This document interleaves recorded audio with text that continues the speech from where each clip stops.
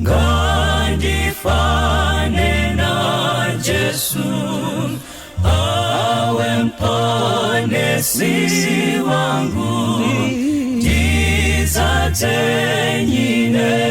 rudo dipawise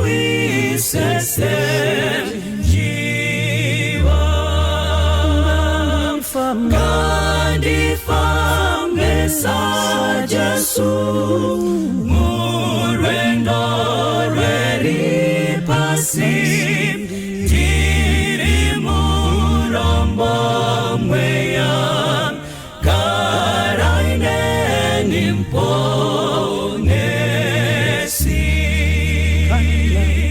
kana achinzwa shiri zimwe zichiputika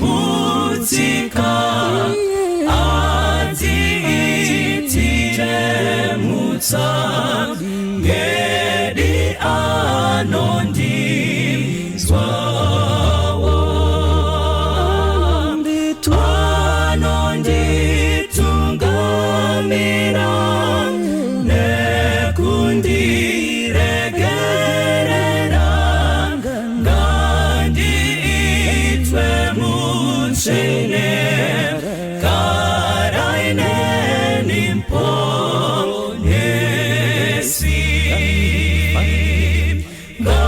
ngandifane na Jesu mukurarama kwangu ndizorore kunemwi panzvimbo inyere ndibarwe patsvaini nerudo rake Jesu ngandiwe nerutendo ngaraine nimponesi ndibarwe patsvaini nerudo rake Jesu ngandiwe nerutendo ngaraine nimponesi.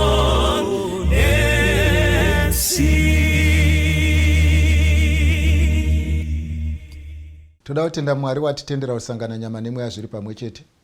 Ngativei nenguva yekunamata. Baba wedu namuponesi musiko wedenga nepasi. Toda kutendai nekuti muri Mwari. Rumbidzwai nekusingaperi nekuti zvakafanira imi. Muzita raJesu tinonamata. Amen. Ndiri kuverenga mukati mebhuku raGenesis chapter 25. Genesis chapter 25 pavhesi ya 6. Ndozoverenga mukati mebhuku raPsalms chapter 8. Ndokumbira kuti umwe nemumwe munditeere pandiri kuverenga pamusana pekuti izvo mavhesi andiri kuverenga akasiyana, imwe neimwe ine vanhu vayo, saka umwe nemumwe achabata yake. Iyi vhesi yandiri kuverenga kuna Genesis chapter 25 haina chekuita nemi vapfana, munogona kuvhara nzeve nditaure nevaridzi vayo.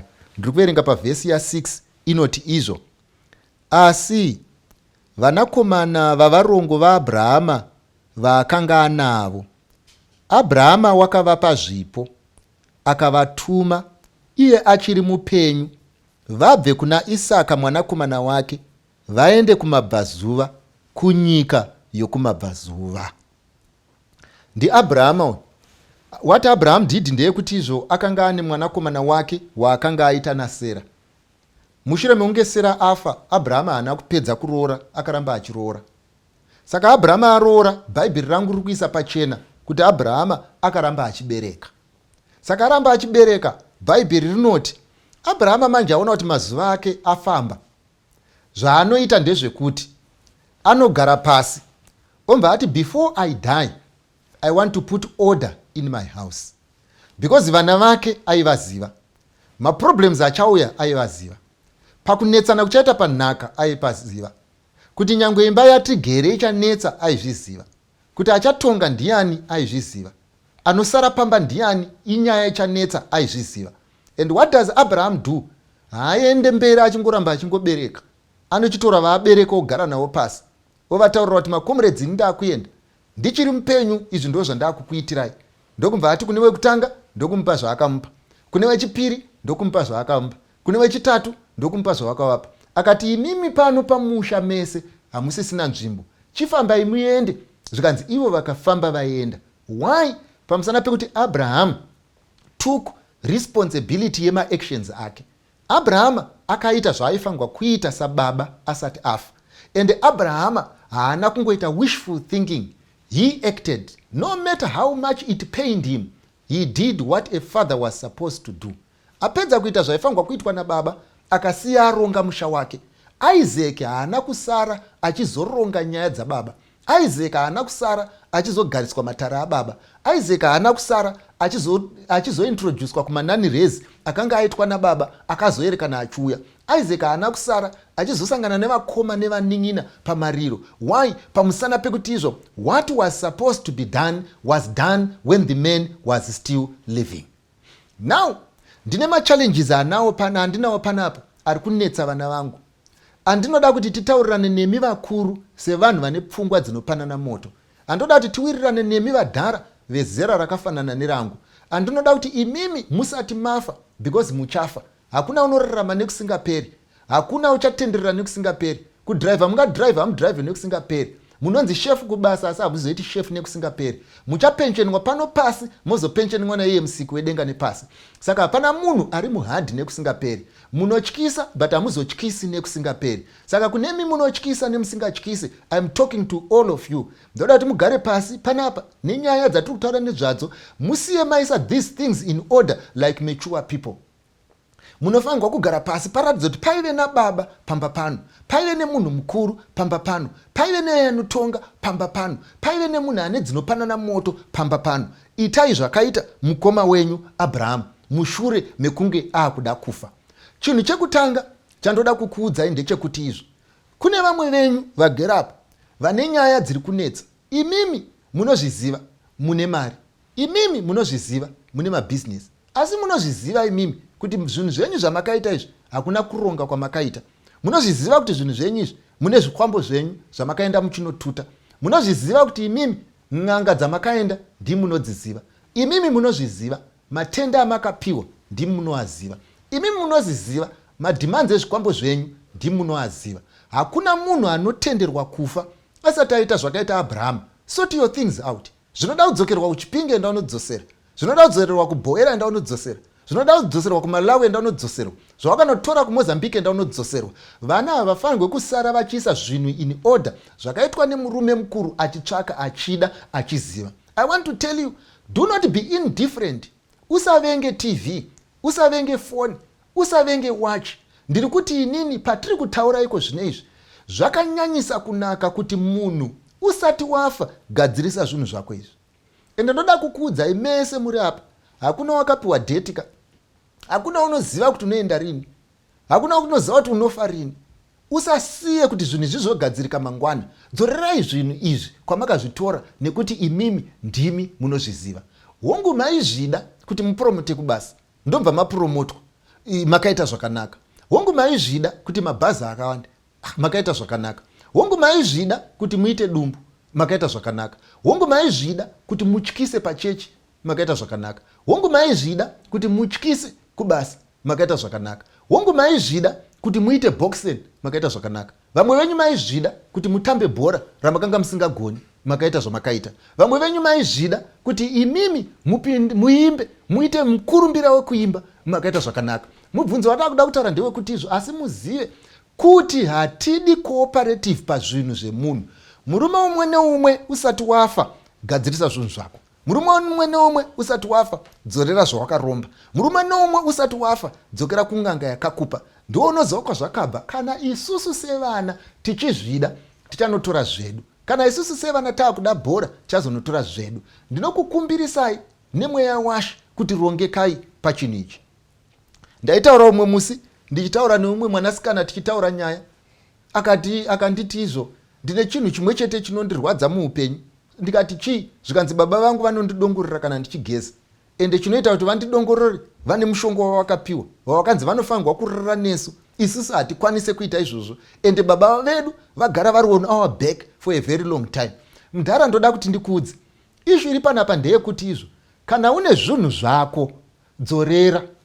Haikona kuti vana vasare vachitambura nezvinhu izvi. Hongu pane solution yezvinhu izvi, asi nyaya huru iri pano, ngatirongei zvinhu zvedu. That's number 1. Number 2, imimi vemagirlfriends akawanda.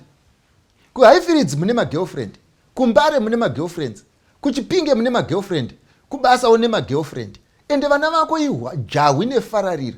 Ende problem inonetsa ndeyekuti musi waunofa vanoya voungana vove muyedzo muupenyu hwevamwe vanhu, vove zvipikiri mumaziso evamwe vanhu. Why iwewe kana usati wafa, why don't you sort this mess? Hazvina kunaka kuti munhu ane 40 years aintroducwe achinzi uyu munin'ina wako ane 6 years, akaitwa neumwe mudhara akasiya zvinhu zvake zvakangoita zvakangomira zvakaita manyama amire nerongo. So by the end of the day we need to put these things in order. Why ndiri kuti zvinhu zvinofanirwa kuiswa in order? Pamusana pekuti zvinoaffecta salvation yevana vedu, zvinoaffecta relationship yevana vedu naMwari, uye zvinoaffecta relationship yevana vedu nesu. Zvakanyanyisa kunakira mudhara wese, usati wafa gadzirisa zvinhu nemhuri yako. Unoziva vanhu vese tingakuti wakanaka, kumabasa okuti tingakuti a very good manager. Unoziva munzira umu unenge uchipa vanhu vese lift. Unoziva unogona kunzi nevanhu vese vachikombera vachiti maita zvakanaka. But chinhu chakanyanyisa kunaka muupenyu, before you love us, learn to love your family. Before you put order kubasa, put order in your family. Before you organize maworkshop ekubasa, organize zvinhu zvekumba kwako. Put order in your life. Isa order muupenyu hwevana vako. Zvakatinakira. Saka ndati ndikuudzei panapa kuti umwe wedu asati afa, Abraham akamake sure kuti that had been sorted, and it was sorted. I hope you hear me, I hope you get me. Chimwe chinhu chandinokukumbirai kuti muite ndechichichi, mese mugere kwamakaita. Kana mukatora mukadzi ukaroora, ukagara nemukadzi akabereka vana, kana achinge abereka vana, vana ivavo vakafunga kuti baba vari kuabhuza mai vedu, vana ivavo vanoita hukama husina kumira zvakanaka nababa vavo. Kana vadaro manje vanotadzira iwe, votadzira Mwari. Asi kutadzira kwavari kuita Mwari, it was not by choice. Kutadzira kwavari kuita Mwari inyaya yakatangwa noumwe murume. Saka nyaya dzakadai kuti dzigadzirike, zvinoda kuti ugare pasi iwe unonyatsozviziva kuti panapa zvinhu hazvisi kufamba. Why don't you sort these things out? Sei ndiri kuti zvigadzirise? Remember kwawakatobva ndokure pawakuenda padhuze. Vamwe venyu muri kungoita nharo, hamuna kana 7 years imi. Vamwe venyu muri kungoita nharo, hamuna kana 5 years imi. Munongoda kufamba kaoma musoro over things that you should sort out. I am telling you, vanhu vari kutokunyengerera kuti ndakugadzisei nyaya. It's not like vacha benefita from you. There is nothing to benefit because you are a spent force. Usafunga kuti mukadzi wako pari kuti let's live in peace, ari kuti izvo pane chaachaona kubva pauri because wakatopera kare, ende iwewe due date rako ratova next door. But what you need to do as a man ndezvekuti musi waunofa uchifuratira, it will not pay you kuchema uri pamubhedha werufu. It will not pay you to regret wakuda kunofa. It will not pay you to try and make up panguva isiriyo. It can only but pay you if you do it today. Put your house in order like what Abraham did. Ndobva ipapo Psalms chapter 8 vanangu, ndine imwe grupu yevanhu yandoda kutaura nayo. Vamwe vese vharai nzeve. Grupu yevanhu yandoda kutaura nayo igrupu yevanhu who desperately want to get married, but it appears as though the doors have been closed. Grupu revanhu yandoda kutaura naro igrupu revanhu who wanted by now kuti vange vakabata vana pazvipfuva, but it did not happen like that. Group randoda kutaura naro igroup revanhu rekuti every minute iri kupfuura vari kufunga kuti they are due for expiry. This is the group randiri kutaura naro. Ndimo andoda kuverengera mukati mebhuku ramapisa rema chapter 8 pavhesi ya 3 rangu rinoti, when I consider thy heavens, the work of thy fingers, the moon, the stars which thou ordained. What is man that thou art mindful of him? What is the son of man thou visiteth him? Unoza kutaurwa na David panapa ari kuti ndikafunga mabasa ese emaoko enyu, Mwari humhizha hwamakadisplaya, ndikafunga maplanets amakasaspenda, ndikafunga manufacturing yamunoita yeoxygen, ndikafunga processing yamunoita yenitrogen, ndikafunga mhino yemunhu nemasakiro ainoita mweya, ndikafunga mwana ari mudumbu, ndikafunga marongedzero amunomuita. Unoziva kana mwana ari mudumbuka akamutakura haziri anomuchengeta. Mwana ari mudumbu anochengetwa nesimba risingatuvidzwi riri kubva kumusoro kudenga. Saka panapa David ari kuti ashamisika akati, Mwari imimi ndiri mudumbu mamai vangu, mapatsi zvichakanzi nzeve iri kwayo, chakati chiri kwacho, chakati chichiri kwacho chisati chajoina. You had the diagram in your hand and you knew Mwari muri kudenga kuti Martha achazvarwa, ende pamaitaura nenyaya yaMartha maireva ini. Saka panapa Bhaibheri rimanje riri kuti kana ndikafunga zvese zvamakaita izvozvo, I know kuti Mwari you are mindful of men. I know I am on God's mind. I know I am God's idea. I know I am God's design. I know I am not coincidentally here. I know he knows me by name. Iwe kana Jehovha achiti ndinokuziva nebvudzi riri musoro mako, because Bhaibheri rangu rinoti hanzi nyangwe rimwe rikadonha, the Lord knows kuti kune bvudzi rabva. Hanzi ukachema ndinoziva kuti wachema, ukaridza tsamwa ndoziva kuti waridza tsamwa, ukademba ndoziva kuti wademba, ukakanganisirwa ndoziva kuti wakanganisirwa. Mwari haaremerwe nenhamba yevanhu vari paplanet Earth. Number 1. Mwari haaremerwe nemawandiro akaita vakomana pachechi. Number 2. Mwari haaremerwe nekuti munhu une zera ripi. Number 3. But I want to tell you chinhu chiripo ndechekuti izvo chinhu chinotanga kuitika muupenyu hwemunhu, the first thing that happens, you lose hope. The next thing, you lose faith. The last thing, you lose trust in God. And the fourth thing, unongorarama sepepa. Ukada kuendwa nemhepo nekuko, waendeswa nemhepo. Ukavimbiswa neuyu, hapana chinobuda. Ukanzi neuyu ndinogara newe, hapana chinobuda. Uyu anokuitisa zvakati, hapana chinobuda. Otenderera pese, hakuna chiri kubuda. Chaunongobvunzwa chete, mibvunzo isingabhadhari. Nevanhu vanofunga kuti kusarongeka kwako kunoita kuti uve mucondition yavari. Vasingazive you did everything that was supposed to be done. But those who did nothing are benefiting when you are not benefiting anything. What I want to tell you today, ndeyekuti izvo, Mwari ari kudenga knows you by name.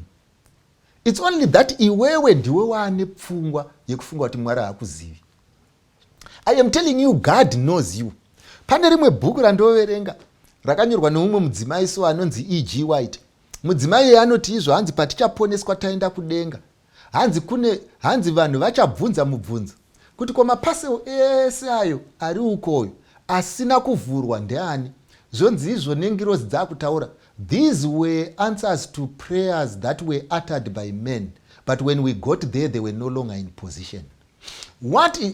Zviri kuedza kutaurwa kunzi kudii? Zviri kuedza kutaurwa kuti izvo hakuna munamato wakaitwa nemunhu akapfugama usina kupindurwa. But unfortunately we change goalposts. Kana ndichiti kuchinja goalpost ndinorevei? Nhasi unopfugama oti kuna Mwari, ndipei mukomana. Mwari ndoda kuti mundipe mukomana akanaka because I cannot stay alone. Mangwana makuseni unopfugama oti Mwari, chindi inini I'm no longer interested. Chingondigadzirai kuti ndikwanise kuzvigamuchira zvakadai ndirarame ndakadai. You are not telling God the truth. You must be where you were when you were praying. If God says no, he should knock at your door and say no. No man can say to you no on behalf of God. Hakuna mchembere anofanirwa kuuya achiti izvo zvigamuchire on behalf of God. Hakuna elder anofanirwa kuuya achitaura kuti izvo we must accept defeat on behalf of God. Because he is your God, he will talk to you. He is your God, he will understand you. I am telling you, tears that are shed before my master are not wasted tears. So I will tell you, do not pretend before my God that things are okay when things are not okay. Do not pretend before my God that you are ready for it when you are not ready for it. Do not pretend before my God that you uri more vet, usiri more vet. Chinofanirwa kuitika when I go before my God, I get to be honest. I am telling you the principle that must be employed and the principle that must remain parelationship inoita munhu naMwari ndeyekuudzana chokwadi. Unoziva ndiri mutadzi sezvandirizvi, kana ndine zvandinoda pamberi pababa vangu, ndoenda ndonovaudza kuti Mwari, pandiri kukumbira chikafu handisi kukumbira based on merit, ndiri kukumbira based on the abundance of your mercies. Mwari, handisi kuuya pamuri ndichiti nekuti ndaka chidai, ndiri kuuya kwamuri pamusana pekuti ndiri kungokumbirawo favor. Mwari, zvinhu zvandiri kukumbira ndezvekuti mungondiitirawo nekuti muri Mwari. Because if God was supposed to give me what he owes me, I will get nothing. Because God owes men nothing. I want to tell you, hazvireve kuti vapfuura nepamberi pako apa vakaita zvinoshamisa. Hazvireve kuti vapfuura nepamberi pako apa vanhu vakarurama. Hazvireve kuti vese vapfuura nepamberi pako apa havana kumbokanganisa. Vatoripo vakabvisa nhumbu sewe. Saka usati iwewe kusaroorwa kwako zvivi, nekuti Mwari ndiMwari anoregerera. Saka I want to tell you, do not destroy hope. You need this too. Do not be desperate. You need God. Knock on his door, he listens. Last verse yandinoda kuverenga panapa,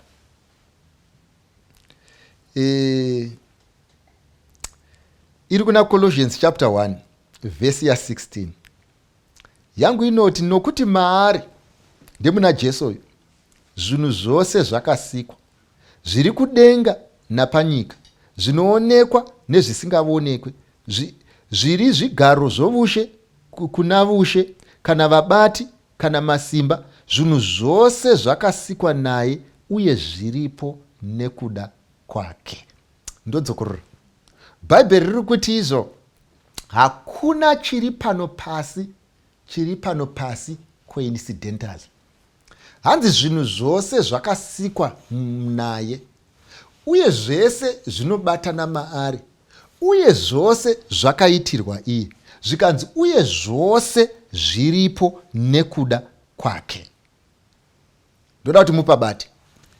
Vakorinde vekutanga chapter 4 verse ya 1 yobva yati, munhu upi noupi ngaarangarire saizvozvo kuti tiri varanda vaKristu, vachengeti vezvakavanzika zvaMwari. Munoziva kutorwa neBhaibheri pekutanga pari kunzi izvo, zvinhu zvose ndezvake, zvinhu zvose zvakaitwa naye, zvinhu zvose zvinobatana maari, uye hapana chiripo chakaitika chisiripo chisingade iye. Pobva papinza panapa zvonzi, zvino ngatirangarirei chinhu ichi, tiri vatariri vaKristu, vachengeti vezvakavanzika zvake. Ndiri kutaura nemi vafana, ndotaura nemi vakuru. Hakuna munhu anofamba panyika ane makumbo maviri akauya by accident. Number 1. Hakuna munhu anofamba panyika anofanirwa kuitwa taken care of nekuti unoti chidzoi. Number 2. Uye hakuna munhu anofamba panyika anofanirwa kupiwa ma-false promises.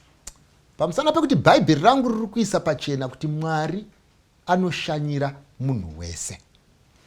So, chandokumbira kuti tiitane ndechekuti ngatirespektanei. Mukudanana ngatirespektei zvinhu zvamudhara. Mukurambana ngatirespektei zvinhu zvamudhara. Mukuvimbisana ngatirespektei zvinhu zvamudhara.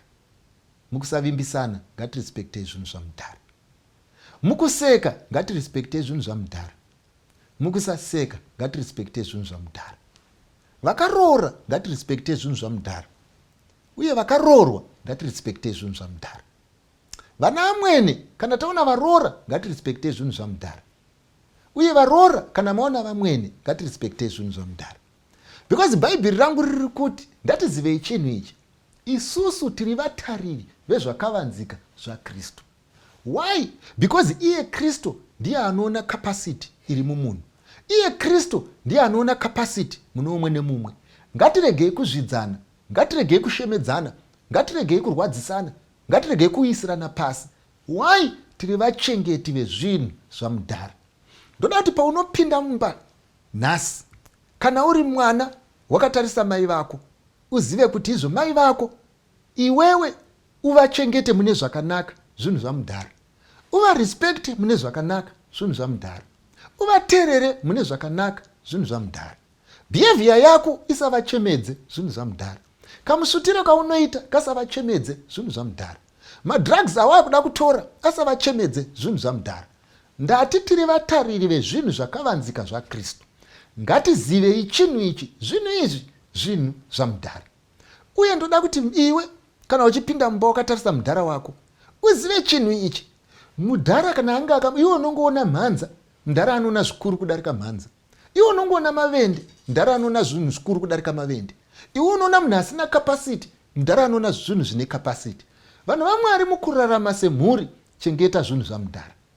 Ndokumbira kuti kana watisarudza kuita vana, uzive kuti wakagamuchidzwa zvinhu zvamudhara. Ndikanzi uri mutariri wezvakavanzika zvamudhara. Kana mudhara achiziva kuti mwana waunaye achatonga nyika, kamutongero kaachaita kachaenderana nemachengetero aunoita zvinhu zvamudhara.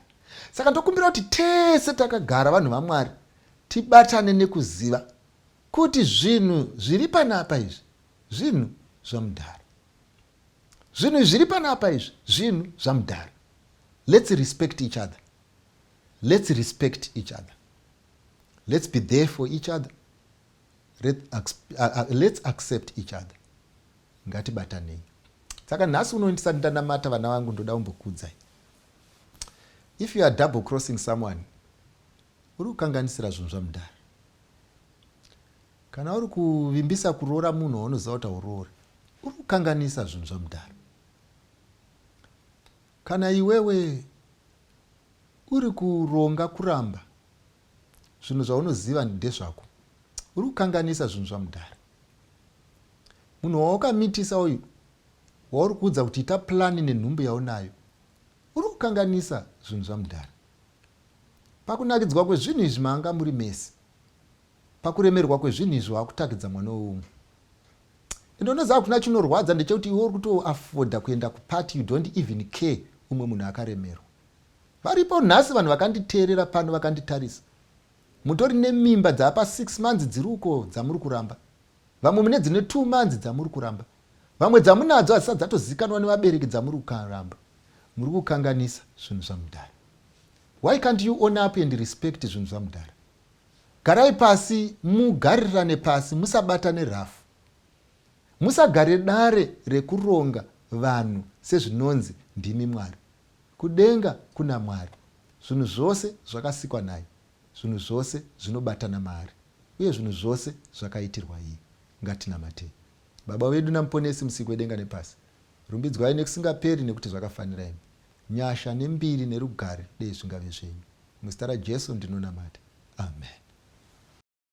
Vese vanonzwa uranyi, soko rakanaka murise pasi, kuti vanhu vese ngarinzweni, uyo unoda,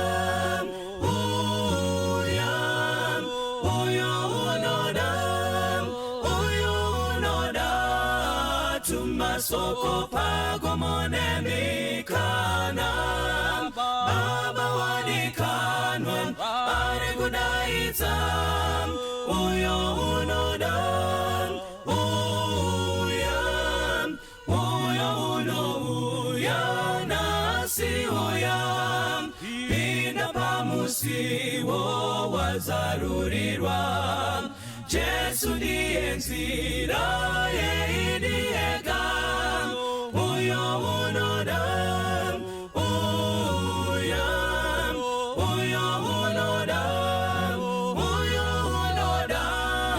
tumasoko pagomone mikana, Baba wadikanwa ari kudaidza, uyo unoda,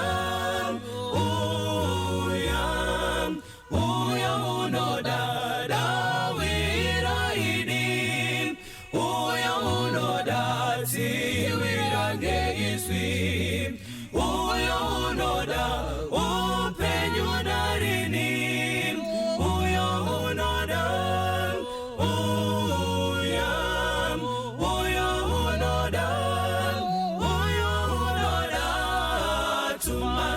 masoko pagomone mikana baba odikanwa ari kudaidza uyo unoda